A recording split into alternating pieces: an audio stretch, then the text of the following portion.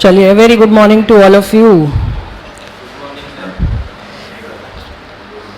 शुरू करते हैं अपन फाइनली करंट अफेयर्स का रिवीजन। एंड रिवीजन अगर हम वैसे प्लान करें तो ध्यान से सुनिएगा कि हम लोग एक एक चीज़ जो आपकी बुक में लिखी हुई है वो पूरी की पूरी नहीं करने वाले। What we are going to do is only those things which are relevant for examination, मतलब हम एग्जामिनेशन पॉइंट ऑफ व्यू से जो है इसको करने वाले हैं। तो जो वर्थ नोटिंग या वर्थ रिमेंबरिंग चीज़ें हैं वो अपन टिपिकली इसके अंदर कवर करेंगे। तो अगर आप एक्सपेक्ट कर रहे हैं कि 100% जो एक एक वर्ड बुक में लिखा हुआ है वैसा का वैसा हो, वैसा नहीं होगा। सिर्फ जो इम्पॉर्टेंट चीज़ें हैं जो आपको याद रखनी है, जो याद रखना है वो इसके अंदर है, ठीक है। इन शॉर्ट आपकी जो पूरी बुक है करंट अफेयर्स की, उसका पूरा का पूरा समराइजेशन जो है वो इसके अंदर आपको मिल जाएगा, ठीक है। So let us begin. सबसे पहला चैप्टर जो आपके कोर्स में आता है that is national and international affairs, और उसके अंदर भी सबसे पहला टॉपिक जो आता है दैट इज़ इंटरनेशनल बॉडीज़। अब इंटरनेशनल बॉडीज़ के अंदर हमको कौन कौन सी बॉडीज़ पे टिपिकल ध्यान देना है, तो आपके सामने जो बॉडीज़ के नाम है that is IMF, ASEAN, BRICS, SAARC, BIMSTEC और G20। इनके अलावा कुछ और बॉडीज़ भी हैं जो बहुत छोटी छोटी हैं, उनके बारे में भी अपन डिस्कशन करेंगे। समिट्स एंड कॉन्फ्रेंसेज हैं कि कौन कौन से समिट और कॉन्फ्रेंसेज हुए वो भी अपन डिस्कस करेंगे। अपडेटिंग टू लेटेस्ट, मतलब इस मंथ तक जो भी समिट्स हुए हैं वो अपन कवर करते हुए चलेंगे। तो ये जो बॉडीज़ आप देख रहे हो स्क्रीन पे, आई थिंक आपने सारी बॉडीज़ पढ़ी हुई हैं। IMF की बात करें तो IMF का फुल फॉर्म होता है इंटरनेशनल मॉनेटरी फंड। एशियन का association of South East Asian nation. BRICS का Bangladesh, Brazil, Russia, India, China, South Africa. SAARC, very good, South Asian association for regional cooperation. BIMSTEC, ये नहीं पता क्यों, इंटरनेशनल बॉडी है वो, लेकिन बे ऑफ बंगाल का ज़रूरी थोड़ी है कि सिर्फ बंगाल वाला रीजन है। हाँ हाँ देख लो bay of Bengal initiative for multi sectoral technological and economic cooperation, ठीक है। फिर G20 का फुल फॉर्म है ग्रुप ऑफ 20, आप उसको ग्लोबल 20 भी बोल सकते हो, ठीक है। सबसे पहली बॉडी जो अपन को कवर करनी है that is IMF which is international Monetary fund. International Monetary fund का अगर अपन बात करें, इसका हेडक्वार्टर्स कहाँ पर है, वॉशिंगटन DC। मेंबरशिप 190 कंट्रीज की है। एग्जीक्यूटिव बोर्ड में 24 एग्जीक्यूटिव डायरेक्टर्स प्रेजेंट हैं, जिसमें हर डायरेक्टर के पास सिंगल या मल्टीपल कंट्रीज का रिप्रेजेंटेशन है। अमाउंट अवेलेबल जो इनके पास है दैट इज $1 ट्रिलियन, मतलब $1 ट्रिलियन अवेलेबल है for granting. Current lending arrangements की आप बात करो तो 34 लैंडिंग अरेंजमेंट्स ऑलरेडी एंटर्ड हैं, जिसमें 76 कंट्रीज हैं जो कि इमरजेंसी पैंडेमिक फंड के रेसिपिएंट्स हैं। इमरजेंसी पैंडेमिक फंड आप जानते ही हो कि जो कोविड-19 का फंड था, 76 कंट्रीज ऐसी हैं जिनको फाइनेंशियल असिस्टेंस इस फंड के थ्रू मिला, ठीक है। मैनेजिंग डायरेक्टर बहुत इंपॉर्टेंट है, याद होना चाहिए, यानी क्रिस्टलिना जॉर्जीवा, ये है मैनेजिंग डायरेक्टर, आपको याद होना चाहिए। दो पोजीशंस बहुत इंपॉर्टेंट है that is managing director and FDMD, यानी फर्स्ट डेप्यूटी मैनेजिंग डायरेक्टर। इसके अलावा जो पोजीशंस है डेप्यूटी मैनेजर की वो ज़रूरी नहीं है, ये दो पोजीशंस आपके लिए बहुत ज़्यादा इंपॉर्टेंट है। एंड FDMD की अगर हम बात करें तो Geeta Gopinath who is an Indian origin person, तो ये आपको पता होना चाहिए that FDMD is Geeta Gopinath. Chief economist again important, Pierre Olivier Gourinchas. ये शायद आपकी बुक में नहीं लिखा हुआ है कि चीफ इकोनॉमिस्ट कौन है, बट आपको मालूम होना चाहिए that chief economist is Pierre Olivier Gourinchas. अगर हम इंडिया के बारे में बात करें तो 2023 में IMF ने प्रिडिक्ट किया था कि जो GDP होगी that will be 5.9, but we have crossed 6, हम लोग 6 के ऊपर हैं इन टर्म्स ऑफ GDP, 6.5 है। एंड स्पेशल ड्राइंग राइट्स जो हमारी 2023 में थी दैट वाज $13,667 मिलियन। अब ये 13,667 एसडीआर होता क्या है, तो स्पेसिफिकली इंडिया कितना विड्रॉ कर सकता है आईएमएफ से, उसे बोला जाता है स्पेसिफिक या स्पेशल ड्रॉइंग राइट्स। अगर हम 2024 की बात करें, this is the latest data, 2024 का जो डेटा है, this is the latest data. GDP predict की गई है एट 7 एंड एसडीआर जो है आपके दैट इज 13,699.01 मिलियन। ठीक है, नहीं करना पड़ सकता है बिल्कुल, ये आपकी ड्राइंग राइट्स हैं, मतलब आप इतना विड्रॉ कर सकते हो। ठीक है, विड्रॉल आप कब, अगर आप इस लेवल तक पहुंच जाओगे कि आपने पूरा विड्रॉ कर लिया और फ्यूचर में ज़रूरत होगी तो फिर क्या करोगे, तो अगर आप जितना विड्रॉ कर रहे हो उतना आपको रिटर्न भी धीरे धीरे करना पड़ेगा। तो इट इज़ नॉट लाइक कि भाई विड्रॉ कर लिया, यूज़ कर लिया, हो गया काम ख़त्म, नहीं। ठीक है, बिल्कुल, वो बैलेंस ऑफ पेमेंट्स पढ़ा है ना तुमने, तो उसमें जितने भी इनकमिंग्स हैं उसमें से आधे से ज़्यादा लोन्स हैं। ठीक है, तो वो विड्रॉल्स इसके अंदर भी आते हैं।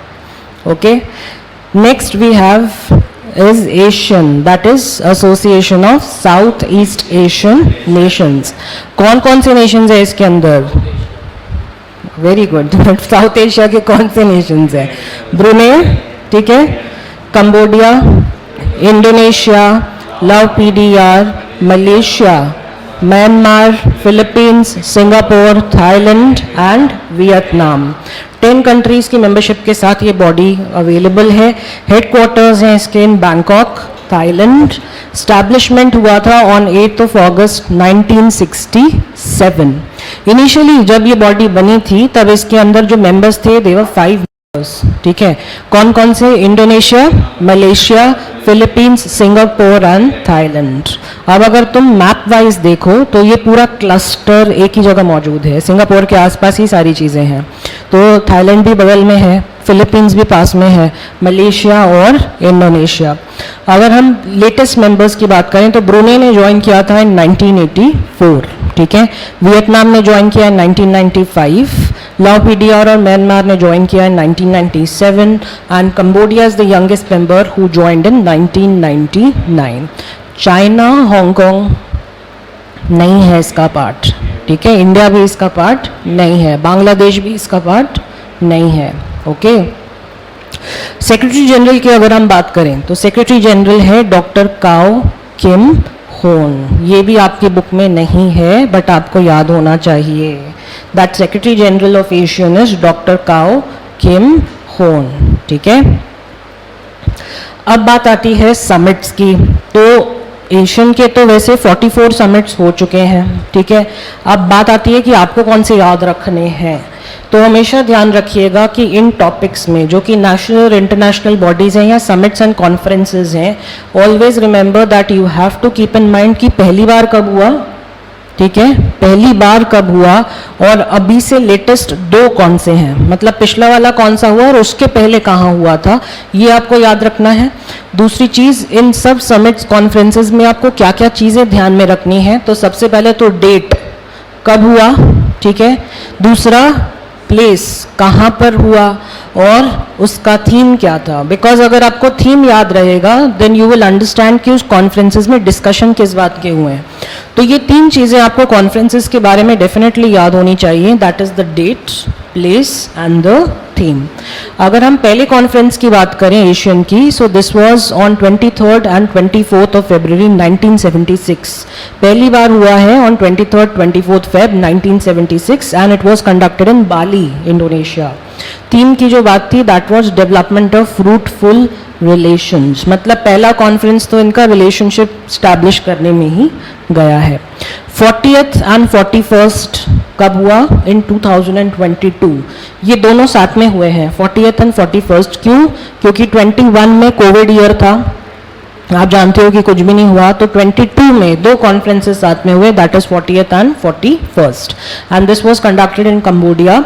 थीम था इसका ACT यानी act which is addressing challenges together. और इस समिट या कॉन्फ्रेंस में टिपिकली कोविड रिकवरी के प्रोसीजर्स को ही डिस्कस किया गया, because that was the major challenge in 21 and 22 कि भाई अब जो नुकसान पहुंच गया है हमें उससे बाहर कैसे आना है, ठीक है। उसके बाद 42nd समिट हुआ from 9 to 11th of May 2023 and this was at Labuan Bajo which is in Indonesia. इसका थीम था ASEAN matters which is epicentrum of growth, कि भाई कैसे हम आसपास के नेशंस को ग्रो कर सकते हैं। 43rd समिट हुआ in 5th to 7th of September 23 and this was conducted in Jakarta, Indonesia। ये इंडोनेशिया में ही दोनों समिट्स हुए हैं, 42nd एंड 43rd। नोटिस कर रहे हो, 42nd वाला हुआ लाबुआ बाजो में और 43rd हुआ है जकार्ता में, और दोनों ही समिट 23 में हुए और दोनों ही इंडोनेशिया में हुए। ओके, अगेन यहाँ पर भी इसका सेम ही थीम था, ASEAN matters AP Centrum of growth, but इसको 2 बार डिस्कस इसलिए किया गया है बिकॉज 42nd में कुछ नेशंस का पार्टिसिपेशन था जो 43rd में प्रेजेंट नहीं थे, ठीक है। तो 2 बार जो है इस समिट को कंडक्ट किया गया। अगली जो प्रेसिडेंसी यानी जो लेटेस्ट समिट हुआ है that was from 6 to 11th of October 24। अभी अपन अक्टूबर में ही है और अभी अभी ये समिट हुआ है पिछले ही हफ्ते, 6 से 11 अक्टूबर तक ये समिट चला और उसका जो थीम था that was Asian enhancing connectivity and resilience, और ये कंडक्ट हुआ है इन लाओ PDR। ये इन्फॉर्मेशन बुक में नहीं है, again I am telling you बहुत सारी चीज़ें इसमें ऐसी हैं जो आपकी बुक में नहीं है, तो दीज आर लेटेस्ट इन्फॉर्मेशन, हो सकता है एग्जामिनेशन में वो पूछ ले, ठीक है। यहाँ तक आपको मतलब जो इस पेज में समिट्स दिख रहे हैं एशियन के, ये याद होने चाहिए बिकॉज इस स्लाइड में पूरा समराइजेशन है कि अभी तक कितने समिट्स हुए हैं, पहला कब हुआ और लेटेस्ट समिट कब कब हुए, ये आपको ध्यान में होना बहुत ज़्यादा ज़रूरी है, ठीक है। क्या इंडिया की एशियन के साथ मीटिंग्स होती हैं? होती हैं, ठीक है। मेंबर नहीं है but it conducts meetings with the Asian member countries, ठीक है। तो हमें भी अगर कोई डिस्कशन एशियन मेंबर्स के साथ करना है तो India definitely conducts a meeting. अभी तक 22 मीटिंग्स हो चुकी हैं of India with the Asian countries, ठीक। अगला जो टॉपिक है दैट इज ब्रिक्स। ब्रिक्स बहुत इजी है, Brazil, Russia, India, China and south Africa, ठीक है। 5 कंट्रीज का मेंबरशिप, इनफॉर्मल ग्रुप। कैसा ग्रुप है? इनफॉर्मल, मतलब किसी ने बनवाया नहीं है, इनफॉर्मली इन लोगों ने इसको फॉर्म किया, ठीक है। पहली मीटिंग जो हुई that was on 20th of September 2006। कहाँ पर हुई? नाम है ब्रिक्स, अमेरिका तो उसमें है ही नहीं, और मीटिंग कहाँ कर रहे हैं? न्यूयॉर्क में। देख रहे हो, समझ रहे हो कितना पैसा है? न्यूयॉर्क में मीटिंग कर रहे हैं। तुम्हें पता है न्यूयॉर्क कितना एक्सपेंसिव है? Most expensive country in the world, मतलब सिटीज़ इन द वर्ल्ड में वो आता है। एंड बैंगलोर,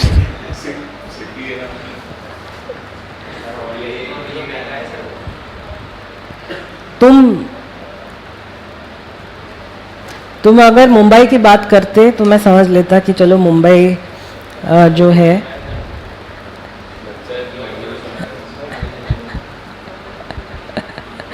तो ब्रिक्स की पहली मीटिंग कंडक्ट हुई इन न्यूयॉर्क एंड मेंबर्स जो हैं इसके Brazil, Russia, India, China and south Africa. Facts की अगर हम बात करें तो मेन एम जो है ब्रिक्स का that is expanding multilateral cooperation, यानी बाकी नेशंस के साथ कैसे कोऑपरेट करके चलना है। 2016 में इंडिया इसका हेड बना था, it became the head of the association and 8th summit जो था ब्रिक्स का, मतलब this was the first time when India became the head of BRICS इन 2016। और 8th समिट जो था ब्रिक्स का वो गोवा में कंडक्ट किया गया ऑन 15th और 16th ऑफ अक्टूबर, जिसका थीम था formation of popular, inclusive and collective decisions. Why I am telling you this? Because India से रिलेटेड है एंड इंडिया को प्रेसिडेंसी 2016 में मिली एंड उसी टाइम पे जो है इसका 8th समिट कंडक्ट हुआ इन गोवा, ठीक है। Declaration expressed a coherent position on issues related to development of association and critical issues. BRICS presidency has now been transferred to China. लेकिन एक बहुत इम्पॉर्टेंट बात इसमें नोट करने वाली ये है कि ऑन 1 जनवरी 2024, लेकिन करंट ईयर में ही on 1 January 2024 Iran, Egypt, Ethiopia and UAE इन नेशंस ने भी ब्रिक्स को ज्वाइन कर लिया है. इम्पॉर्टेंट है, I don't think so book में इंक्लूडेड है, बट 1 जनवरी 2024 जो चीज़ें आपको रेड पेन से लिखी हुई दिख रही हैं आप उसको नोट कर लें, because 1 January 2024 Iran, Egypt, Ethiopia and UAE, these 4 nations have joined BRICS. अब वो जो है 5 मेंबर्स का नहीं बचा, अब जो है इसमें ये सारे मेंबर्स भी इंक्लूड हो गए हैं. Now there are overall 9 members. Okay, बात आती है कि ब्रिक्स के समिट कब कब हुए. तो 13th BRICS summit that was on 9th September 21 important है क्योंकि इंडिया में हुआ. ठीक है, एंड इसको बोला गया ब्रिक्स एट 15 क्योंकि 15 साल हो गए थे ब्रिक्स को बने हुए, तो बोला गया ब्रिक्स एट 15. और इसके अंदर थीम थी intra BRICS cooperation for continuity, consolidation and consensus, यानी CCC. Intra BRICS cooperation for continuity, consolidation and consensus. Okay, 14th BRICS summit जो हुआ that was on 23rd of June 22 and this was conducted in China. और इसके अंदर जो theme थी that was foster high quality BRICS partnership, usher in a new era for global development. Usher in a new era for global development. 15th BRICS summit conduct हुआ from 22nd of August to 24th of August 23. This was conducted in Johannesburg, South Africa. और इसमें BRICS और Africa के partnership के बारे में बात हुई थी. So BRICS and Africa partnership for mutually accelerated growth, sustainable development and inclusive multilateralism. Latest BRICS summit कल से शुरू हो रहा है, रशिया.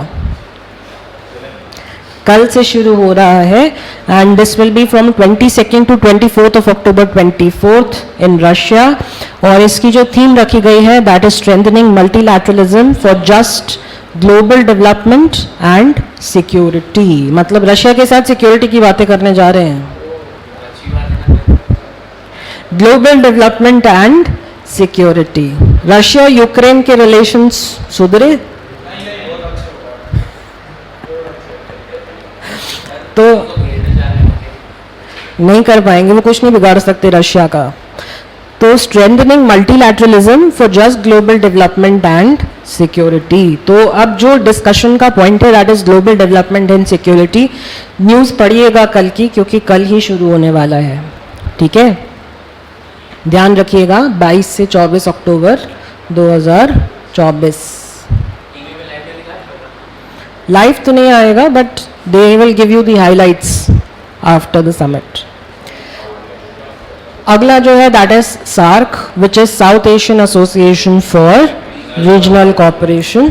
अब इसके अंदर जो nations आते हैं that is Afghanistan, Bangladesh, Bhutan, India, Maldives, Nepal, Pakistan and Sri Lanka. अब SAARC के अंदर एक मेजर प्रॉब्लम हो गई. आप सबको पता है कि इंडिया के ऊपर टेररिस्ट अटैक्स हुए थे. कब हुए थे?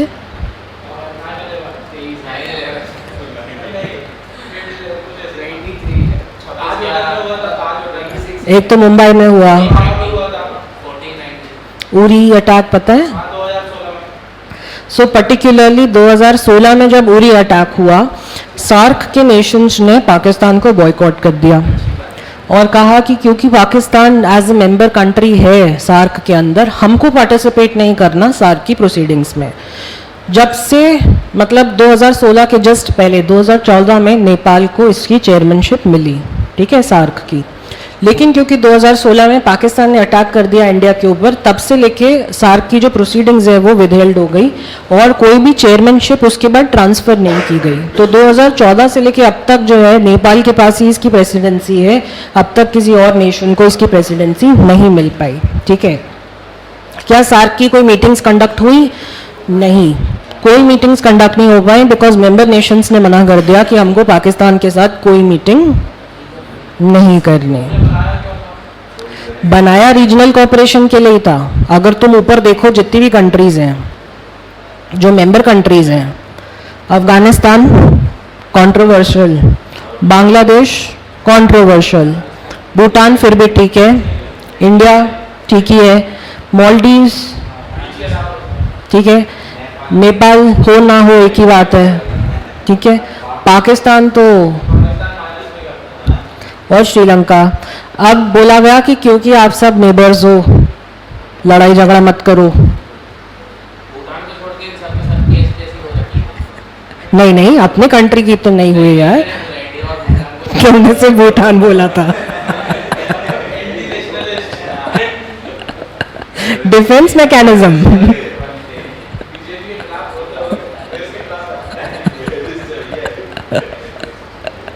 पॉलिटिकल स्टैंड अच्छा है बट एंटी नेशनल मत बन जाओ।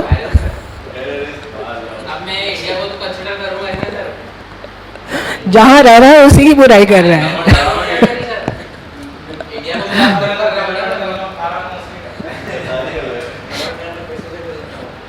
चलिए, मेंबरशिप 8 कंट्रीज की है। ठीक है, इनिशिएशन उसका कब हुआ? 1985 में। 1985 में इसका चार्टर साइन किया गया इन ढाका। ढाका का है बांग्लादेश, और इसका secretariat that is headquarters Kathmandu में लोकेटेड है। 17 जनवरी 1987 में हेडक्वार्टर्स को डिक्लेयर कर दिया गया। मेंबर्स के नाम आप ऑलरेडी जानते हो।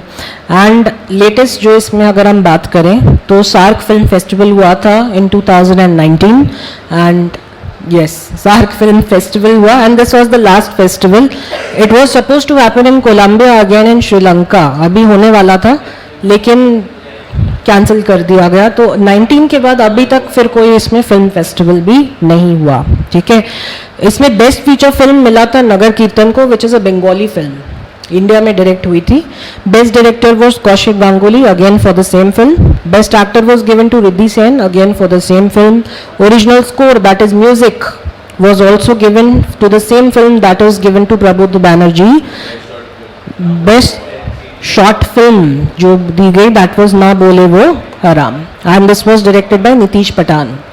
Special jury award for direction मिला था वॉकिंग विद द विंड को and it was directed by Praveen Morchhale. If you have seen these films, अगर आपने ये फिल्में देखी हैं तो अब चाहो तो देख सकते हो, यूट्यूब पे अवेलेबल हैं। But these films have a very good story line. मतलब अगर आप स्टोरी लाइन, डायरेक्शन और ये सब देखोगे तो सिनेमाटोग्राफी बहुत अच्छी है, स्टोरी लाइन इन सब फिल्मों की बहुत अच्छी है। हाँ, ऑब्वियसली नगर कीर्तन एक बंगाली फिल्म है, तो अगर तुम्हें बंगाली आती है तो तुम ओरिजिनल देख सकते हो, अदरवाइज डब वर्जन तुम्हें देखना पड़ेगा। ठीक है, करंट चेयर जो है वो नेपाल के पास है and this is with Nepal since 26 नवंबर 2014। ध्यान रखिएगा कि नेपाल के पास चेयरमैनशिप सिंस 26 नवंबर 2014 उन्हीं के पास है। अब कोई लेना भी नहीं चाहता कि हमें चेयरमैन बना दो।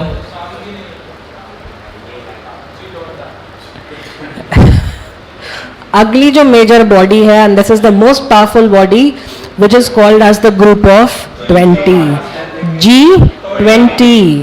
G20। अगर आप इसमें कंट्रीज की बात करो तो कहीं ना कहीं ये सारी कंट्रीज किसी ना किसी सुपर पावर के फेज में इमर्ज होके आई हैं। Argentina very strong country, Australia very strong country, Brazil again, Canada, China, European Union, France, Germany, India, Indonesia, Italy, Japan, Mexico, Russia, Saudi Arabia, South Africa, South Korea, Turkey, UK and the US. तो US, as you already know, very powerful country. China again, a very powerful country. UK भी अपनी जगह है. India, it's a good country, powerful country. कौन? Turkey का होना भी ज़रूरी है.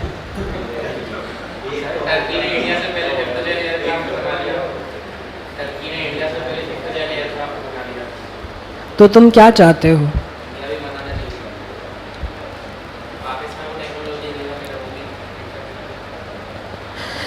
G20 बाली समिट 2024 में हुआ. This was conducted in Indonesia. इसका थीम था recover together, recover stronger, recover together and recover stronger. 2022 में जितने भी मीटिंग्स हुए ना, सब में एक ही थीम था, रिकवरी, कि भाई हमको कैसे इकोनॉमी और हेल्थ दोनों को रिकवर करना है.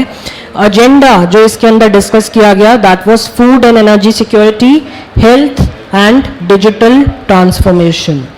G20 का इंडिया में समिट हुआ in 2023. This is very important for you because India में समिट हुआ है and this was held in 9th to 10th of September 23. New Delhi में कंडक्ट किया गया. इसका थीम था Vasudhaiva Kutumbakam, that is one earth, one family, one future. वो तो सिर्फ विजिट था, मीटिंग थी. अलग अलग स्टेट्स में G20 की मीटिंग्स हुई ये देखने के लिए कि रीजनल डेवलपमेंट किस लेवल पे है. तो वासुदेव कुटुंबकम का हमारा थीम था कि भाई this is one earth, we are sharing the same planet, one family. चाहे आप किसी भी रेस को बिलोंग करते हो, but this is one family and one future, because सबका फ्यूचर अर्थ पे डिपेंडेंट है. जब तक ये प्लैनेट है तब तक हम हैं. जिस दिन ये प्लैनेट गया,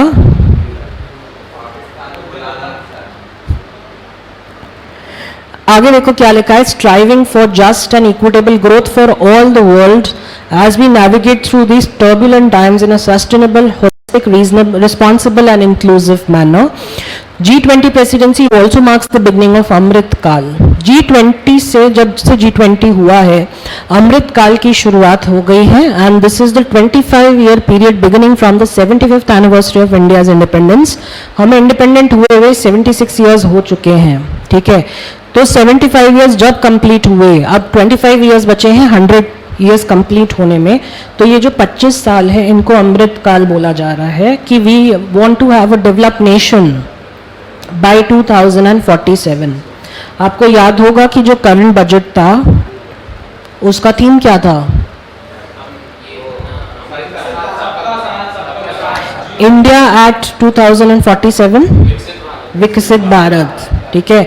डेवलप्ड इंडिया बाय 2047, यानी हमारा जो गोल है कि ये जो 25 साल हैं हमें उस तरीके से यूटिलाइज करने हैं कि 2047 तक we become a developed nation. Okay, हाँ या नहीं?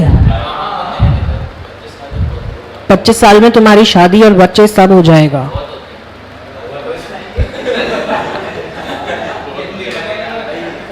बट उससे ज़्यादा इम्पोर्टेंट है तुम्हारा करियर. हो जाएगा. G20 2024, अब जो लेटेस्ट समिट है, this will be conducted in Brazil in Rio they Janeiro. इसका जो टाइम है that is from 18th to 19th of November 24, अगले महीने है 18 से 19 नवंबर. थीम क्या है इसका? Building a just world and a sustainable planet. अभी तो भैया सबका जो है एक ही एजेंडा है, sustainable development, sustainable planet. Israel कहाँ आता है कहीं पर भी? Strong country, independent country, and उसका अपना एक स्टैंड है जो बहुत स्ट्रांगली इट इज होल्डिंग. ऐसा नहीं है, if it wants to participate it can definitely. मतलब इजराइल के साथ इंडिविजुअल लेवल पे मीटिंग्स होती हैं. It has not joined any of the pacts. हाँ, 21 कर सकते हैं. जैसे G7 है, जैसे G7 है, पहले वो G8 हुआ करता था, फिर उसमें से निकाला गया रशिया को, वो G7 हो गया. अब वो वापस से G8 होने वाला है, तो हाँ नहीं कोई दूसरी कंट्रीज ऐड होंगी उसमें, तो अगर कोई कंट्रीज ऐड होती हैं तो नंबर डेफिनेटली इंक्रीज हो जाएगा, ठीक है। बट काफ़ी बार ऐसा भी होता है कि कंट्रीज ऐड ऑन नहीं होती, उनके साथ ये लोग मीटिंग्स कर लेते हैं, मतलब rather than joining the pact what they do is they conduct a meeting कि वही आपके साथ अगर कुछ डिस्कस करना है तो वो कर सकते हैं, ओके। अगली जो बॉडी है दैट इज बिम्स्टेक। अब कौन बताएगा इसका full form?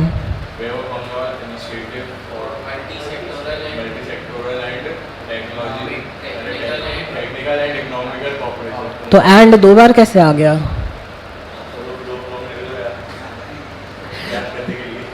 BIMSTEC, Bay of Bengal initiative for multi Sectoral Technical and economic cooperation, ठीक है। 7 कंट्रीज हैं बिम्स्टेक के अंदर। हाँ, इकोनॉमिक कॉरिडोर इसको बोला जाता है, बट अभी काफ़ी चीज़ें इसके अंदर डेवलप होनी है। तो बेसिकली बिम्स्टेक को जब बनाया गया तो हर एक कंट्री को एक एस्पेक्ट दिया गया कि भाई आप इस एस्पेक्ट पे वर्क करोगे क्योंकि आपकी ये चीज़ें स्ट्रांग है, ठीक है। तो 7 कंट्रीज बिम्स्टेक के अंदर आई। डेट जो है इसकी that was 6 June 1997। Bangkok declaration के थ्रू इसको बनाया गया था, ठीक है। नेचर की अगर हम बात करें it's a regional organization, again informal group है, फॉर्मली नहीं बना, इट्स अ रीजनल ऑर्गेनाइजेशन। अगर आप बिम्स्टेक की बात करो तो बे ऑफ बंगाल जहाँ जहाँ टच होता है सब उन कंट्रीज को इसमें इंक्लूड किया गया। कौन कौन से मेंबर्स हैं? Bhutan, India, Bangladesh, Thailand, Myanmar, Nepal, Sri Lanka, सबका कहीं ना कहीं बे ऑफ बंगाल से कनेक्शन है, ठीक है। अब बात आती है सेक्टर्स की, जो मैंने तुमसे अभी अभी कहा कि सब मेंबर्स को उनकी कैपेबिलिटी के अकॉर्डिंग इसके अंदर सेक्टर्स अलॉट किए गए। बांग्लादेश को दिया गया ट्रेड, इन्वेस्टमेंट एंड डेवलपमेंट, कि भाई आप ट्रेड, इन्वेस्टमेंट और डेवलपमेंट के ऊपर बात करो। भूटान को दिया गया environment and climate change. Bhutan आप जानते हो environmentally it's a very sound country, ठीक है। इंडिया को दिया गया सिक्योरिटी। सब सेक्टर्स के अंदर counter terrorism, transnational crime, disaster management and energy. हमारे आसपास तो सारे ही, पाकिस्तान भी अलग टेररिज्म, बांग्लादेश भी अलग टेररिज्म।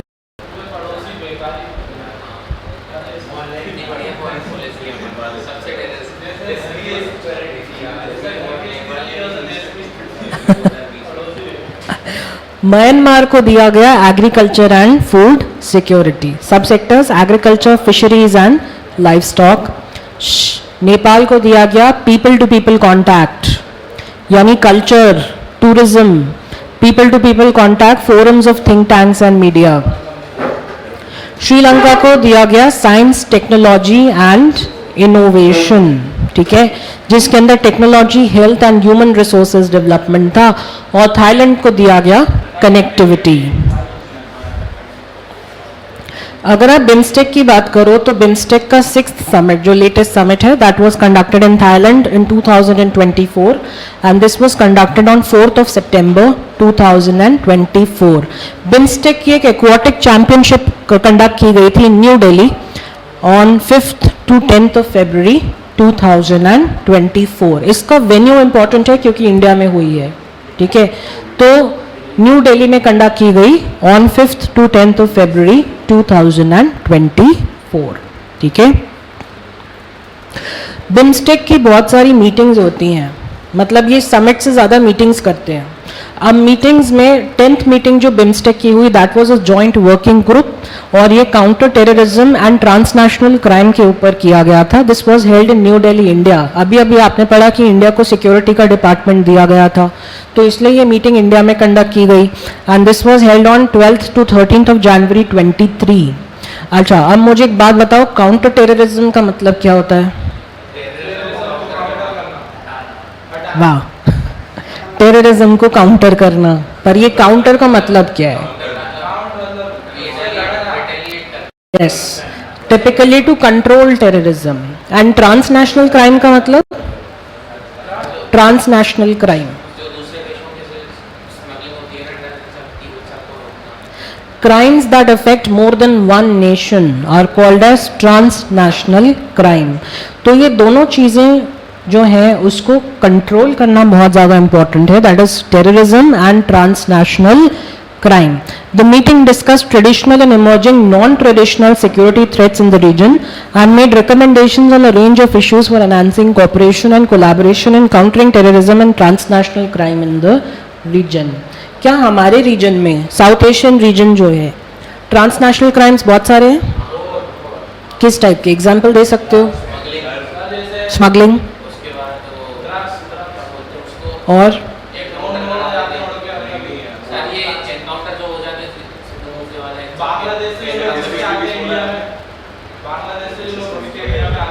मतलब इलीगल इमिग्रेंट्स और काउंटरफीटिंग और फाइनेंशियल क्राइम्स होते हैं और ह्यूमन ट्रैफिकिंग और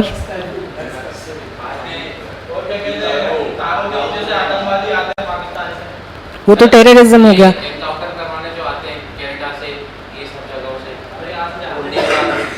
गोल्डी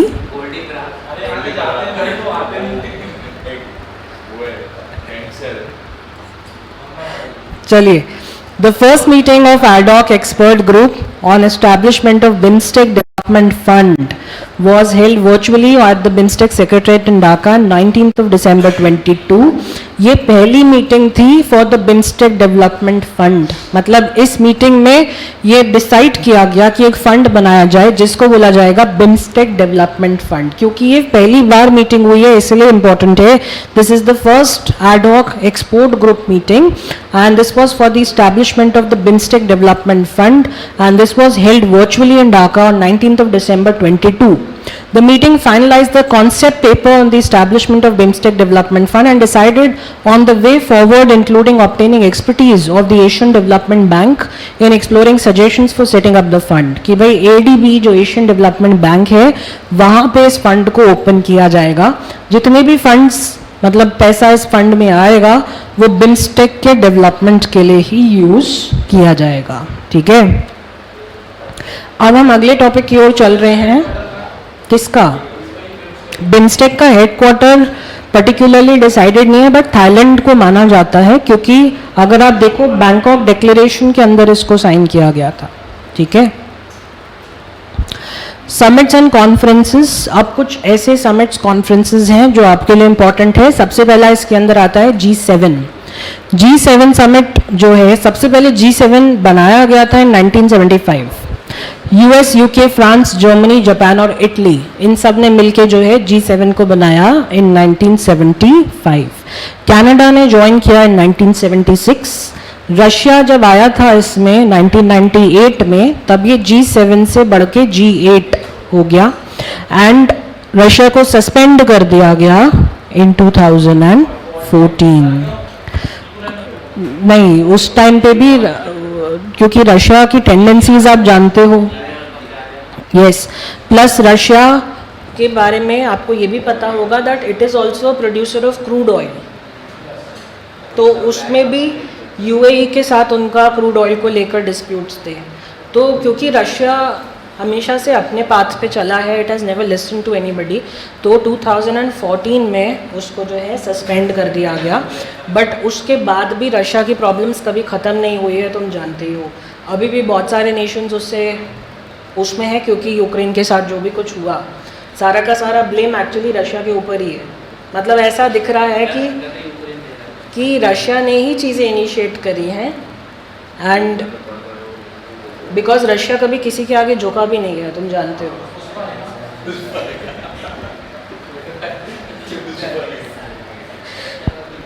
तो फाइनल कंट्रीज कौन कौन सी हुई? US, UK, Canada, France, Germany, Italy and Japan. ठीक है, इसमें से 3 कंट्रीज तो यूरोपियन कंट्रीज ही हैं, बाकी यूएस, यूके, कनाडा और जापान। अब इनके वैल्यूज़ क्या हैं? So it is called as a community of values. ठीक है, freedom and human rights, democracy and rule of law, prosperity and sustainable development. अब इसके भी बहुत सारे समिट्स हुए हैं। आपके लिए 3 समिट इम्पॉर्टेंट हैं, 2022, 23 एंड 24, ठीक है। तो G7 समिट 23 का समिट कब हुआ? 19 to 21 मई 2023। कहाँ पर? हिरोशिमा। नाम सुना है ना पहले भी? जापान। थीम क्या था? Global action to build back better outcomes. मतलब हाईलाइट क्या क्या थे इसके अंदर? हिरोशिमा का विजन स्टेटमेंट दिया गया और न्यूक्लियर डिसआर्ममेंट, यानी वर्ल्ड विदाउट न्यूक्लियर। आप जानते हो Hiroshima Nagasaki already nuclear weapons का शिकार हो चुके हैं, तो they are propagating this thinking कि भाई न्यूक्लियर वेपन्स का इस्तेमाल होना ही नहीं चाहिए। So they are basically advocating for a world which is without nuclear weapons. और हम लोग इंडिया एज अ कंट्री, आप जानते हो कि पोखरण में हमारे यहाँ जो न्यूक्लियर टेस्ट हुआ था राजस्थान में, पहली बार जब इंडिया ने ये कंडक्ट किया, बहुत सारे नेशंस को प्रॉब्लम हुई थी, बहुत सारे नेशंस को, सबसे ज़्यादा इसीलिए हुई क्योंकि डर गए। उनको लगा कि इनका न्यूक्लियर टेस्ट सक्सेसफुल रहा, मतलब अब ये लोग न्यूक्लियर वेपन्स डेवलप करके सिक्योरिटी के एस्पेक्ट में बहुत ज़्यादा आगे जा सकते हैं। एंड इफ़ वी वांट, अगर हमारे कंट्री चाहे तो न्यूक्लियर वेपन्स डाल डाल के पाकिस्तान को भी वाइप आउट करते और बांग्लादेश को भी। प्लीज़, पता है ना पाकिस्तानी क्वालिटी।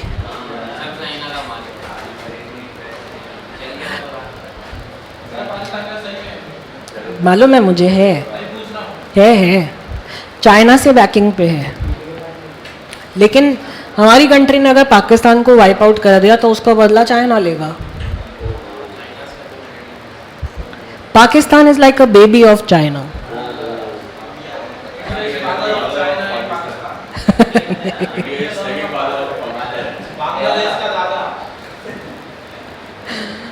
यस, नोट्स का PDF आपको मिल जाएगा, डू नॉट वरी। आप जानते हो कि जब पार्टीशन हुआ था, ईस्ट पाकिस्तान और वेस्ट पाकिस्तान बने थे, and they wanted to build a corridor. नहीं, फेक नहीं है, दिस इज रियल, नहीं है।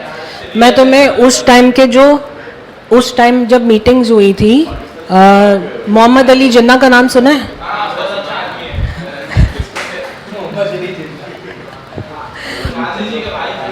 देखो, जब पार्टीशन किया गया कंट्री का, तब बोला गया कि इंडिया जो है it will remain as a secular country, but Pakistan और जो बांग्लादेश, अब जिसको आप बांग्लादेश जानते हो, उस टाइम पे दैट वाज ईस्ट पाकिस्तान, और दोनों के बीच में कनेक्टिविटी करनी थी। इस पे एक मूवी भी बनी है। नहीं, इमरजेंसी नहीं, अभी इमरजेंसी तो रिलीज़ ही नहीं हुई। वो मुझे नाम नहीं याद आ रहा है, but I think Ajay Devgan है उसमें। नहीं, शिवाय नहीं। हाँ, नहीं, एक और है। हाँ, ऐसा ही कुछ है। तो उनके बीच में, क्योंकि वेस्ट और ईस्ट के बीच में इंडिया खड़ा था, they wanted to connect both the nations directly. नहीं, इट्स नॉट फेक। लीडर्स ने किया था, बहुत सारे लीडर्स ने कर लिया था, बट ऑपोजिशन की जो बात थी उसमें मना किया गया कि इस चीज़ के लिए हमारी कंट्री रेडी नहीं है, ठीक है। जब हमने न्यूक्लियर टेस्ट करे, सबसे ज़्यादा अनरेस्ट पाकिस्तान में हुई थी। सबसे ज़्यादा अनरेस्ट पाकिस्तान में हुई बिकॉज वो डरे हुए थे। सो हिरोशिमा ने विजन स्टेटमेंट रिलीज किया, a world without the nuclear weapons. उसके बाद बोला गया स्ट्रेंथनिंग ऑफ इंटरनेशनल कोऑपरेशन। इसमें भी डिक्लेयर किया गया support for Ukraine additional military दिया जाएगा यूक्रेन को, और फाइनेंस भी प्रोवाइड किया जाएगा। ये 2023 G7 समिट में डिसाइड हुआ, ठीक है। Ban on import of Russian gold, कि भाई सबको ये लगने लगा कि रशिया विलन है तो उसको सज़ा दे दो, रशिया का गोल्ड आता है वो भी नहीं चाहिए, और जो क्रूड ऑयल इंपोर्ट होता है वो भी नहीं चाहिए। Countering China's economic coercion, promote fair and open trade. तुम जानते हो कि चाइना बहुत ही डोमिनेटिंग कंट्री है, कंसिडरिंग इट्स रीजनल होल्ड, कि भाई वहाँ का जो रीजन है उस पर भी बहुत होल्ड किया हुआ है, डोमिनेंट है, एंड सिर्फ रीजनल होल्ड पे नहीं, इकोनॉमिक्स पे भी वो डोमिनेंट है, मतलब वो कंट्रोल करना चाहता है इकोनॉमी और ट्रेड सबको। तो G7 ने डिसाइड किया कि हम चाइना को कंट्रोल नहीं करने देंगे, फ्री इकोनॉमिक ट्रेड रहे। कोअर्शन का मतलब जानते हो ना, दबाव, ठीक है, यस। तो एक तरीके से चाइना के इकोनॉमिक कोअर्शन से हमें बाहर निकलना है। उसके बाद डिसाइड किया गया कि $5 बिलियन का फूड असिस्टेंस दिया जाएगा ऐसी कंट्रीज़ को जो कि क्राइसिस में है। 600 बिलियन इन्वेस्ट किए जाएंगे क्लीन एनर्जी एंड इंफ्रास्ट्रक्चर में। ह्यूमन राइट्स एंड डेमोक्रेसी को प्रोटेक्ट किया जाएगा। ह्यूमैनिटेरियन असिस्टेंस दिया जाएगा अफगानिस्तानी लोगों को, एंड ग्लोबल हेल्थ क्राइसिस को भी डील किया जाएगा, ठीक है। 2022 समिट जो था उसमें क्या क्या हुआ, कब हुआ ये, 26 to 28 ऑफ जून 22। कहाँ पर हुआ, शोल्स में, Schloss Elmau, that is Bavarian Alps which is in Germany. तुमको एल्प माउंटेन रेंज मालूम है, फ्रांस जर्मनी पूरा यूरोपियन माउंटेन रेंज है वो। थीम क्या था इसका, progress towards an equitable world. 5 areas थे जिस पे डिस्कशंस हुए। सस्टेनेबल प्लैनेट, हर कहीं डिस्कस होता है लेकिन कोई एक्शन नहीं होता। Economic stability and transformation, healthy lives, investment in a better future and stronger together. Outcomes की अगर बात करें, so communique to defend human rights and democracy. 28 billion euros दिए जाएंगे यूक्रेन को। 22 में भी यूक्रेन को सपोर्ट दिया गया for aid and reconstruction. Not to depend on Russian energy, तो गोल्ड, क्रूड ऑयल, एनर्जी सबका पत्ता कट। Global alliance on food security, ये फूड सिक्योरिटी क्या होता है, बार बार आ रहा है, खाने को बचाना, भूखमरी ना है, नहीं, फूड सिक्योरिटी का मतलब ये है कि हर नेशन के पास अपने लोगों को फीड करने के लिए एडिक्वेट अनाज रहे। Economic security, climate and environment, ठीक है। $600 billion in the next 5 years to narrow the investment gap, that is partnership for global infrastructure and investment. And health, 2021 के बाद हर एक डिस्कशन के अंदर हेल्थ का टॉपिक आएगा ही आएगा, ठीक है। हेल्थ के लिए बोला गया G7 pact for pandemic readiness. अब बारी आती है G7 समिट 2024, यानी सबसे लेटेस्ट अभी अभी हुआ है, और 13 से 15 जून 2024 हो गया। 13 से 15 जून 2024, इसको ध्यान रखिएगा because this is the 50th summit. 50th summit है, 50वां समिट है G7 का, बहुत इम्पॉर्टेंट है, गोल्डन जुबली मार्क हुई है, ठीक है। तो 50th समिट हुआ है G7 का, कब, 13 से 15 ऑफ जून 2024।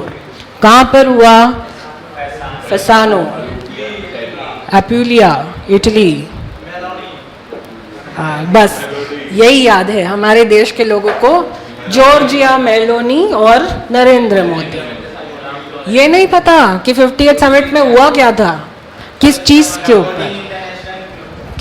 के ऊपर डिस्कशन हुआ।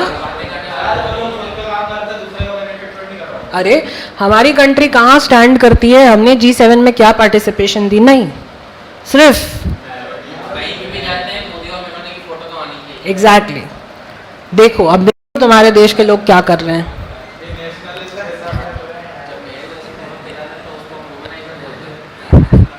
इसकी थीम क्या थी, G7 50th समिट की theme, promoting international collaboration, nuclear and fusion energy. अब देखो 2022 में रिलीज किया, 2023 में क्या बोला हिरोशिमा ने, कि भी वर्ल्ड विदाउट न्यूक्लियर वेपन्स, और अब 24 में क्या डिस्कस कर रहे हैं? Nuclear and fusion energy.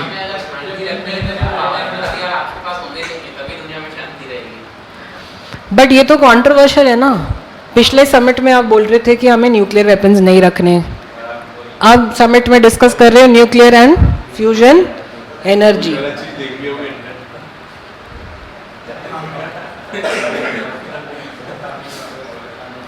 India has already headed the G20 summit in 23।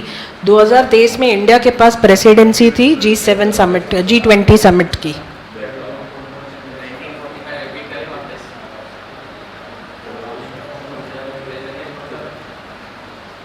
क्या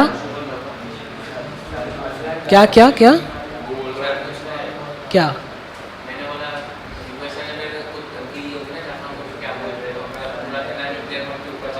नहीं नहीं, अब देखो इसके हाइलाइट्स क्या थे। आपके लिए हाइलाइट्स इंपॉर्टेंट है इस समिट के क्योंकि लेटेस्ट है, ठीक है। Promote concrete G7 PG2। PG2 का मतलब है, सॉरी PGII, इसका मतलब है partnership for global infrastructure and investment initiatives. इसके अंदर $600 बिलियन इन्वेस्ट किए जाएंगे फॉर इंफ्रास्ट्रक्चर प्रोजेक्ट्स। 2027 तक का टारगेट है कि 2027 तक जो है $600 बिलियन यूज करके इंफ्रा प्रोजेक्ट्स को कंडक्ट करना है, ठीक है। उसके बाद इंडिया, मिडिल ईस्ट और यूरोप, तीनों कंट्रीज तुमको पता है, इंडिया, मिडिल ईस्ट और यूरोप। बोला गया कि इन तीनों कंट्रीज के बीच में कॉरिडोर बनाया जाएगा। कैसा कॉरिडोर बनेगा? So this will be called as a India Middle East Europe economic corridor. Short में बोला जाएगा इसको IMEC, ठीक है। इस कॉरिडोर के अंदर दो कॉरिडोर्स बनेंगे, that is east corridor which will connect India to Gulf, मतलब इंडिया से UAE तक, और एक north corridor which will connect Gulf to Europe. अब इसके अंदर इसको इकोनॉमिक कॉरिडोर इसलिए बोला गया है क्योंकि ट्रांसपोर्टेशन भी कनेक्ट होगा, मतलब रोड, रेलवेज भी कनेक्ट किए जाएंगे अप टिल यूरोप, ठीक है, इंडिया से यूरोप। एंड साथ ही साथ फ्रेट, जो लॉजिस्टिक्स होते हैं, इंटरनेशनल ट्रेड में जो है उसका इस्तेमाल किया जाएगा, इसलिए इसको बोला जा रहा है इकोनॉमिक कॉरिडोर, ठीक है। इसके बाद ग्रेट ग्रीन वॉल इनिशिएटिव, एक इनिशिएटिव आया है जिसका नाम है Great Green Wall initiative which is combating land degradation in Sahel region of Africa. Africa, as it is you know कि अफ्रीका में एग्रीकल्चर करना बहुत ज़्यादा डिफिकल्ट है, पता है ना तुम्हें? अफ्रीका में एग्रीकल्चर बहुत डिफिकल्ट है, इसलिए वो लोग नॉनवेज कुछ भी खा जाते हैं।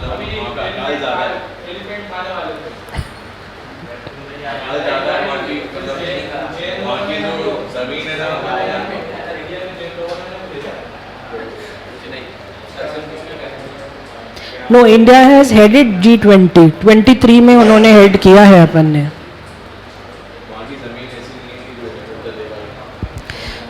अफ्रीका में एक जगह है जिसका नाम है सहेल, ठीक है। वहां पे लैंड डिग्रेडेशन हो रहा है। लैंड डिग्रेडेशन का मतलब पता है? यस, मतलब जो सबसे टॉप मोस्ट लेयर होती है लैंड की, उसका डिग्रेड हो जाना, हट जाना, या फिर उसकी क्वालिटी नीचे जा रही है, ठीक है। बहुत नहीं कहेंगे but yes it has abundance, मतलब है उतना उनके पास।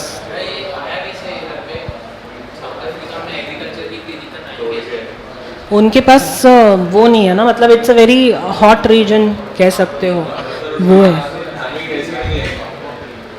उपजाऊ नहीं है, फर्टाइल नहीं है। तुम कितनी बातें करते हो?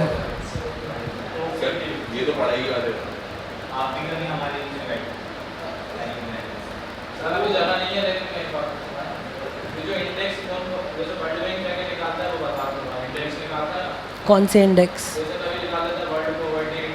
अच्छा, जैसे हंगर इंडेक्स वगैरह हो गया। तो उसमें क्या पूछना चाहते हो?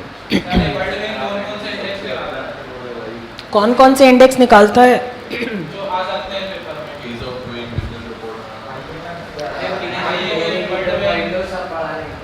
अभी आएगा आगे।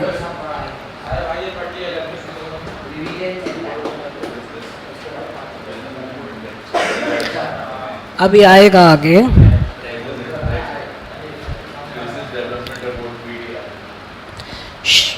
उसके बाद है एनहांसिंग आर्टिफिशियल इंटेलिजेंस गवर्नेंस, मतलब अब आगे जो काम होने वाले हैं वो सब एआई का इस्तेमाल होके ही होंगे।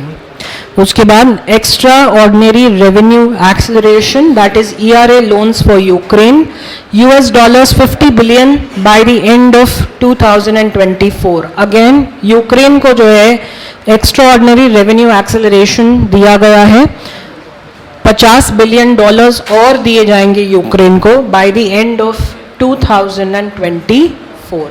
मतलब आप देख रहे हो 22, 23 एंड 24 तीनों ही समिट्स में यूक्रेन को जो है फाइनेंशियल असिस्टेंस दी जा रही है। किस किस को लगता है that Ukraine is playing the victim card?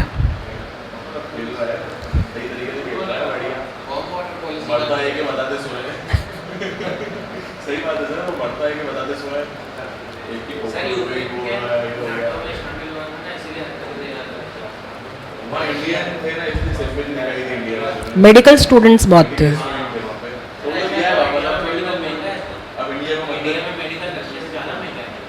महंगा नहीं है, टफ है। जो लोग नीट नहीं क्लियर कर पाते या तो डेंटिस्ट बन जाते हैं। नहीं, नीट लगता है, लेकिन नीट में जब आप डेंटिस्ट की रैंक्स बहुत लो होती हैं, अगर आपको जनरल डॉक्टर में जाना है एमबीबीएस वगैरह करने के लिए, तो नीट में अच्छी रैंक होनी चाहिए ना, तभी तो सीट मिलेगी। वो होता है वो उसको वो बोलते हैं यार, बी फार्मा। तुम यहाँ चले जाओ लाइन से, तुम्हें डेंटिस्ट दिखेंगे।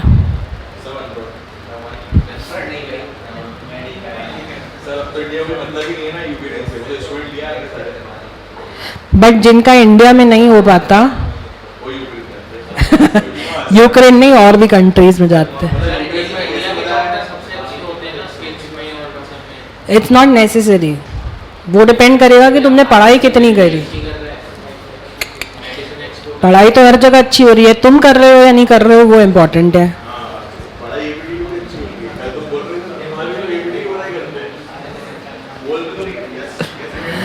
आप देखो जितेश, आप देखो कि पर्टिकुलरली क्या है कि आप अपनी ग्रेजुएशन इंडिया से कर लो, पीजी आप भले बाहर से कर लो, ठीक है। अगला जो टॉपिक है that is Uttar Pradesh global investor summit 2023। Uttar Pradesh का investor summit, now this was a global summit, मतलब इसमें बाहर की कंट्रीज को इनवाइट किया गया है। कब हुआ ये? 10th to 12th of February 23, conducted in Lucknow. Agenda था collectively explore the business opportunities and forge partnerships. Form मतलब एक तरीके से, ठीक है। टारगेट ये है यूपी का कि they have to build a 1 trillion economy in the 5 years, अगले 5 साल में। No, they can achieve it, कर सकते हैं। मैं तुम्हें बताऊं क्यों कर सकते हैं, बिकॉज उत्तर प्रदेश हाईलाइट हो रहा है, होता है बहुत। मुझे एक बात बताओ, जब तुम एग्जामिनेशंस भी देते हो, अगर तुम 90% का टारगेट रखते हो तब जाके तुम 80s तक पहुंचते हो, हाँ या नहीं? Which is ground reality. अब वो 1 ट्रिलियन का टारगेट रख रहे हैं, कम से कम बिलियंस में तो पहुंचेंगे।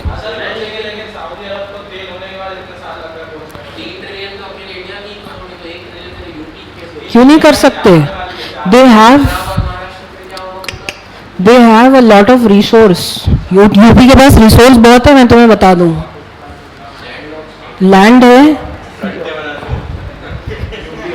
लैंड है, ठीक है। दूसरा टूरिज्म है, लैंड है, टूरिज्म है, ह्यूमन रिसोर्स है। पैसा सेंट्रल दे देगी।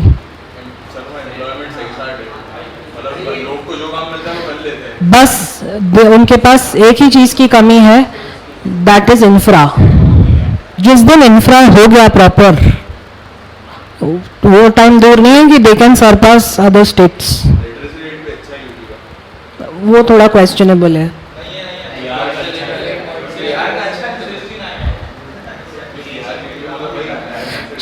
हाइलाइट्स क्या थे वो पढ़ते हैं। 33 जितेश 33.5 लाख करोड़ का इन्वेस्टमेंट प्रपोज किया गया है।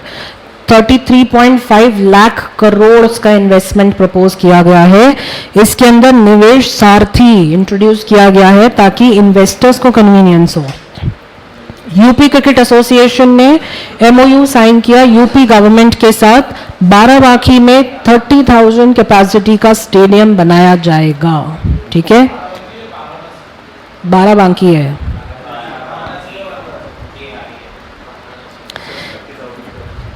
यूके यूनाइटेड किंगडम्स की 6 कंपनीज मतलब कंपनीज ने 6 एमओयू साइन किए हैं और ये 6 MoUs medical and pharma region में है। मतलब मेडिसिन एंड फार्मा में 63,475 करोड़ के प्रपोजल्स मिल चुके हैं।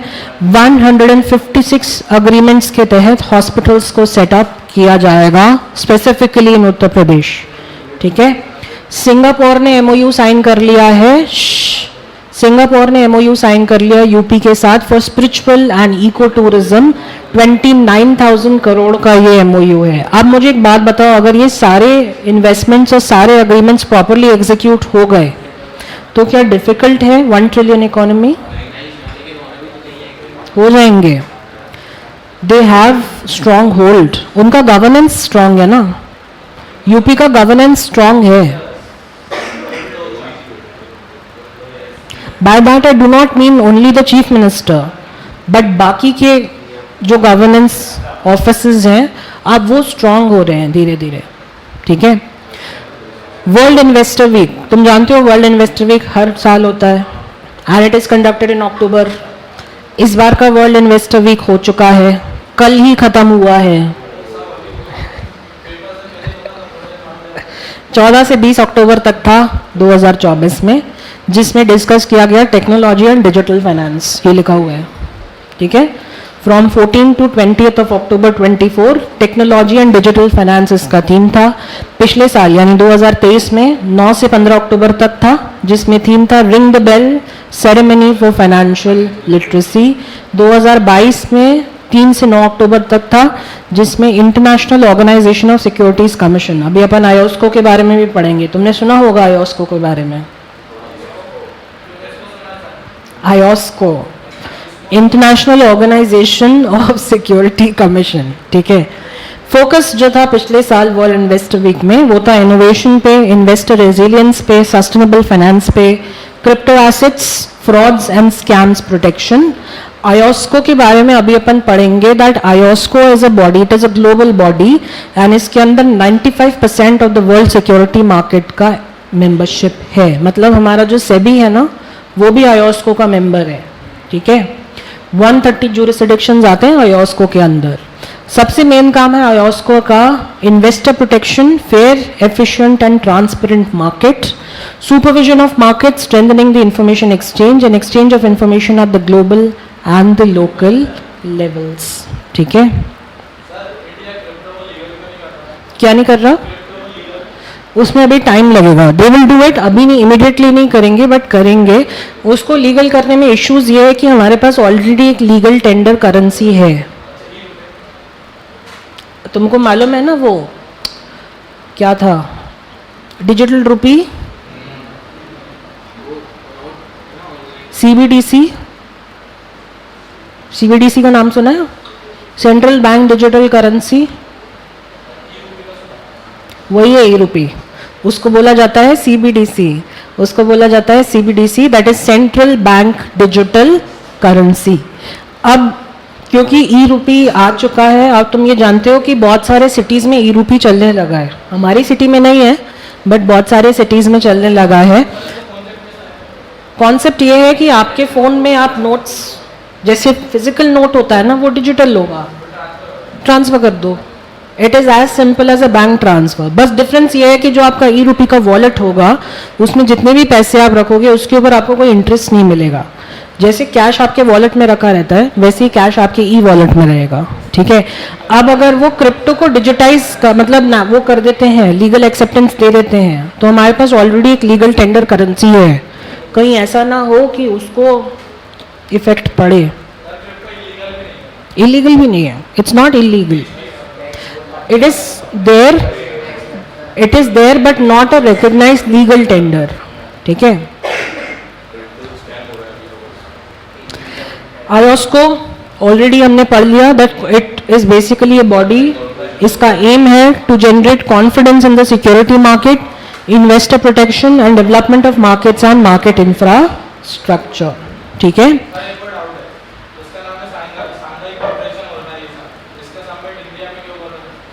कर रहे हैं अभी, आए तो पहले।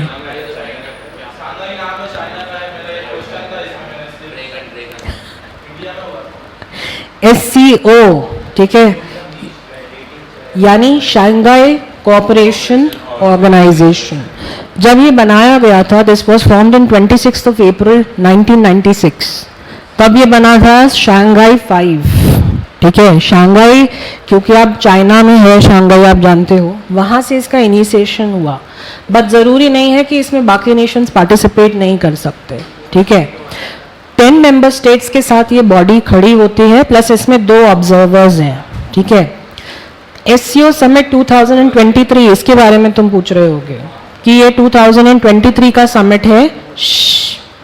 इसमें इंडिया ने रोटेटिंग चेयरमैनशिप अज्यूम की है, मतलब अभी इंडिया के पास है, रोटेट होके किसी और के पास भी चली जाएगी। अज्यूम कर ली मतलब एक्सेप्ट कर ली है, हाँ ठीक है। And this was the Samarkand summit which was conducted on 16th of September 2022। ठीक है, 23rd summit हुआ है SCO का, which is the Council of the Heads of the State. This was conducted in virtual format on 4th of July 23, which was chaired by Narendra Modi. तो नरेंद्र मोदी जी ने summit को chair किया था। ठीक है, जिसका थीम था टुवर्ड्स अ सिक्योर SCO, यानी SCO फुल फॉर्म तो बताओ।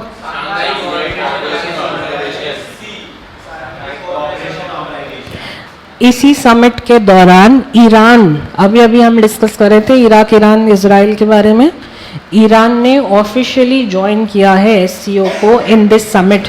ध्यान रखना ये बुक में नहीं लिखा है। 23rd समिट जो है SCO का, इसी समिट में ईरान ने ऑफिशियली शांघाई कोऑपरेशन को ज्वाइन कर लिया है। ठीक है, हाइलाइट्स क्या थे इसके अंदर, क्योंकि नरेंद्र मोदी जी ने इस समिट को चेयर किया, न्यू दिल्ली डिक्लेरेशन साइन किया गया। न्यू दिल्ली डिक्लेरेशन के 4 पिलर्स, 3 पिलर्स हैं basically: counter terrorism, counter radicalisation and preventing religious intolerance. आप जानते हो कि आजकल रिलीजियस इंटॉलरेंस बहुत ज़्यादा है, people do not tolerate each others religious practices. ठीक है, रेडिकलाइजेशन बहुत ज़्यादा है। रेडिकलाइजेशन का मतलब होता है कि आपकी जो सोच है, हाँ बेसिकली आपकी जो थिंकिंग है, हाँ आपकी जो थिंकिंग है, आप चाहते हो कि आपकी जैसी रिलीजियस थिंकिंग है बाकी भी वही रिलीजियस थिंकिंग फॉलो करें, इज कॉल्ड एज रेडिकलाइजेशन। तो वो नहीं हो सकता, each and every individual is different. कोई अगर रिलीजियसली प्रैक्टिस करना चाहता है तो कर सकता है, कोई अगर नहीं करना चाहता तो आप उसको फोर्स नहीं कर सकते। ठीक है, तो वो रेडिकलाइजेशन नहीं होना चाहिए। उसके बाद डिस्कस किया गया डिजिटल ट्रांसफॉर्मेशन को। देयर आर 5 पिलर्स, जिसमें सबसे पहला है startup and innovation. Traditional medicine, India की एक बहुत पावरफुल बैकबोन है ट्रेडिशनल मेडिसिन। ठीक है, यस। यूथ एम्पावरमेंट, बहुत ज़्यादा ज़रूरत है यूथ एम्पावरमेंट की, हमारे पास यूथ बहुत ज़्यादा है, जितना ज़्यादा यूथ है उतना ही कम दिमाग है। ठीक है, digital inclusion, okay, and shared Buddhist heritage. Buddhist heritage हम किसके साथ शेयर कर रहे हैं? Nepal, Bhutan, Taiwan, Buddhist heritage.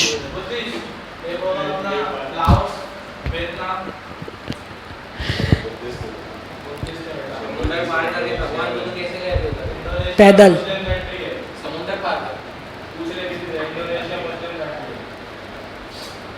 Indonesia, हाँ क्या क्या नहीं है? बुद्धिस्ट नहीं है। Enhancing connectivity among the member states, यानी जो मेंबर स्टेट्स हैं उनके बीच में भी कनेक्टिविटी, मेंबर स्टेट्स के बीच में भी कनेक्टिविटी बनी रहे। ठीक है, अब हम आते हैं नेशनल बॉडीज के ऊपर। क्या नहीं है? नहीं,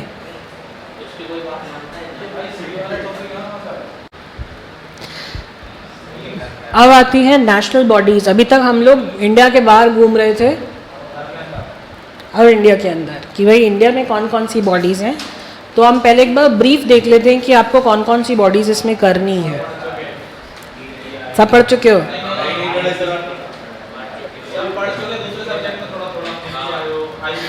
NITI Aayog, RBI, ICSI, CCI, SEBI, IBBI. चलो एक एक करके मुझे फुल फॉर्म्स बताओ। आरबीआई का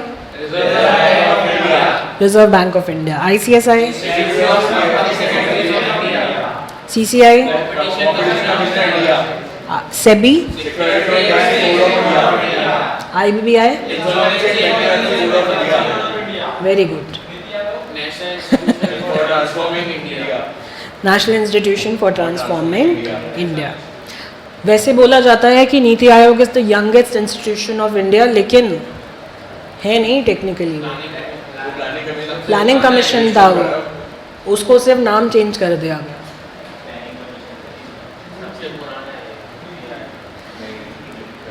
present constitution of the NITI आयोग, चेयरपर्सन कौन है? Vice chairperson Suman Bery, minister of state Rao Inderjit Singh, union minister of state and ministry of planning, union minister of state, ministry of cooperative. Full time members हैं V K Saraswat, Ramesh Chand, V K Paul and Arvind Virmani. Chief executive officer है PVR Subrahmanyam. Governing Council of Niti Aayog has been reconstituted with effect from February 19, 2021 as under। अब देखो इसके अंदर जो है constitution 8 particular bodies का है। Chairperson prime minister of India तुम जानते हो, एक्स ऑफिशियो मेंबर्स प्रेजेंट है, ठीक है। वाइस चेयरपर्सन है, फुल टाइम मेंबर्स हैं, chief ministers of all states and union territories हैं, LGs of Andaman and Nicobar island है, ठीक है। लेफ्टिनेंट जनरल्स दैट इज, ठीक है। Special invitees of the NITI Aayog will be special invitees of the governing council and administrators of the union territories of Chandigarh, Dadra Nagar Haveli, Daman Diu and Lakshadweep will be the special invitees of the governing council. अब इसके अलावा जो union territories में लद्दाख भी आ गया है, लद्दाख भी union territories में आ गया है, ठीक है। मुझे एक बात बताओ कि नीति आयोग में सारे स्टेट्स के चीफ मिनिस्टर्स, यूटीज और स्टेट्स के चीफ मिनिस्टर्स को क्यों रखा है?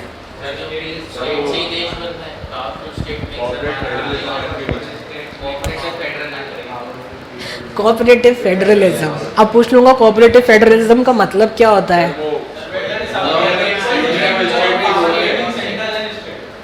वो तो फेडरल स्ट्रक्चर है।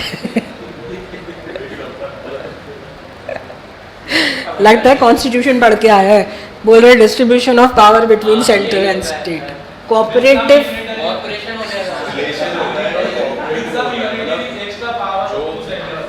मतलब ऐसी पावर्स जो दोनों यूज कर सकते हैं।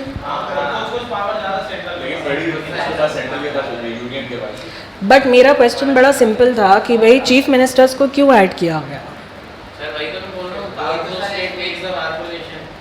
सो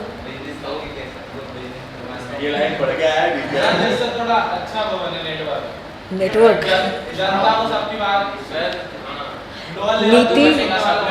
नीति आयोग के 5 प्लान्स तुम 5 ईयर प्लान्स जानते हो, उसका एग्जीक्यूशन स्टेट्स के थ्रू ही होता है। और कौन से स्टेट को क्या जरूरत है वो चीफ मिनिस्टर्स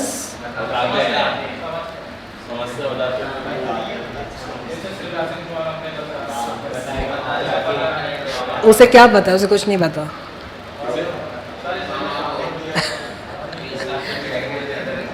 अच्छा, तुम जानते हो कि इंडिया में एक पब्लिक डिस्ट्रीब्यूशन सिस्टम हुआ करता था, पीडीएस, पीडब्ल्यूडी नहीं, पीडीएस, ठीक है। पब्लिक डिस्ट्रीब्यूशन सिस्टम जिसके अंदर फूड एंड सब्सिडीज को डिस्ट्रीब्यूट किया जाता था, अभी भी किया जाता है, तुम जानते हो ना, वो जो राशन शॉप्स होती हैं 1 रुपए में राशन मिलता है, सब्सिडाइज्ड, वही। अब नीति आयोग ने कोशिश की है कि वो बोल रहे हैं कि ये जो पीडीएस है उसको प्राइवेटाइज कर दो, प्राइवेटाइज कर दो ताकि जो क्वालिटी है राशन की वो इम्प्रूव हो सके। नहीं करेंगे क्योंकि गवर्नमेंट का सपोर्ट रहेगा। अभी क्या होता है, पीडीएस के अंदर जितना भी सड़ा गला राशन होता है जो नॉर्मली मार्केट में नहीं बिक सकता,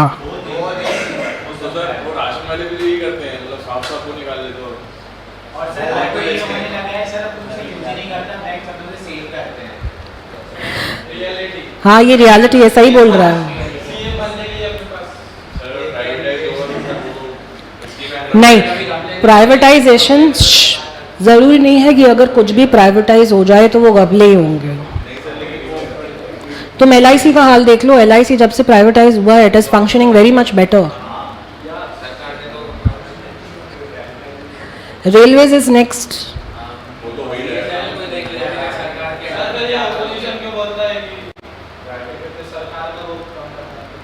ऑपोजिशन तो बोलेगा ना, क्योंकि उनको ये उम्मीद है कि इंडिया में अभी भी उनके लोग हैं जो उन्हें फ्यूचर में वोट करेंगे, और अगर उनके पास संपत्ति नहीं रहेगी तो वो खाएंगे क्या। तो इसलिए वो चिल्ला रहे हैं कि हमारी संपत्ति बेच रहे हो, जबकि ये संपत्ति इंडिया की है तो इंडिया की ना। ये संपत्ति कांग्रेस की है या बीजेपी की है? देश की है, ठीक है। सुनो, plans to bring new policies and to cover people in new policies as per the updated census। इसके बाद नीति आयोग ने बोला है कि एक बोर्ड सेटअप किया जाएगा जिसका नाम होगा CBVE, यानी central board of vocational education. जैसे आपका CBSE है वैसे ही central board of vocational education, जिसमें वोकेशनल ट्रेनिंग्स दी जाएंगी, ठीक है। नीति आयोग ने एक ऐप लॉन्च किया है जिसका नाम है Sangam, and this is called as a digital twin, और ये आर्टिफिशियल इंटेलिजेंस पे चलता है, ठीक है। ऑगमेंटेड रियलिटी, वर्चुअल रियलिटी, ये सब सुना है ना तुमने। सक्षम इज डिफरेंट, सक्षम वो उसमें है इन्वेस्टमेंट में, Sangam is particularly a digital twin, okay. Vocational education क्या होता है?